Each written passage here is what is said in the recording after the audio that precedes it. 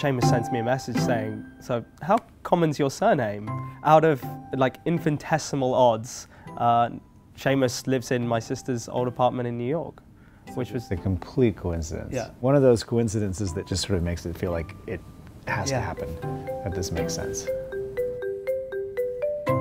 There's a real symbiosis between what's going on at Sea Containers and Dandelion, you know, not only just within the spaces, but you know, the tie-through and the design, the story throughout the hotel. This space has so many quirky things. I mean, just look at the color of the furniture that we're sitting on right now, like all of these chartreuses, all these incredible colors, and all of this happens within a concrete building that's very 1970s, almost brutalist.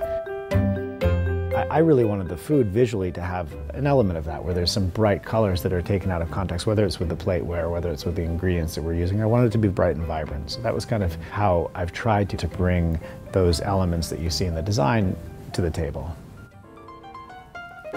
One of the ways that I've tried to incorporate the element of surprise into the menu is to present things in a way that you may not necessarily think of them being presented. One dish that comes to mind is a salad of shaved mushrooms. What we try to do is to take a very humble ingredient and elevate it to something that is a little bit more sophisticated, a little more exciting and dynamic. We've looked at our ingredients and said, what happens if we damage it in a certain way, pick it at a certain time of year, and really try and draw out the best qualities from those ingredients and display drinks that reflect that. There's one called the elderflower, which is very botanical, I suppose. It definitely tastes very distinct, and it doesn't taste like anything you'd go, I've drunk a drink like this before. I think that's something that's really great about what Ryan does, is that there's so many great techniques, but they're not there for showmanship. They're there to actually create an incredible experience at the end.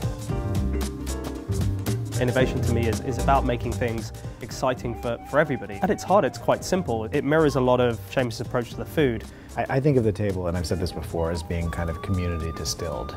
And in successful communities, there's collaboration.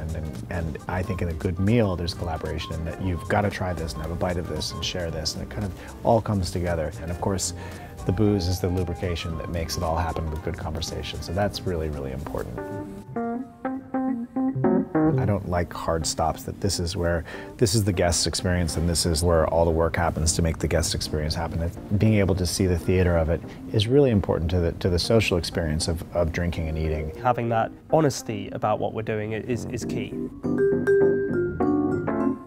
There's such great fraternity between London and New York. In so many ways, they're very, very similar cities. Whether it's the cultural experience, the food ethos, the drinking ethos, there's a lot of parallels.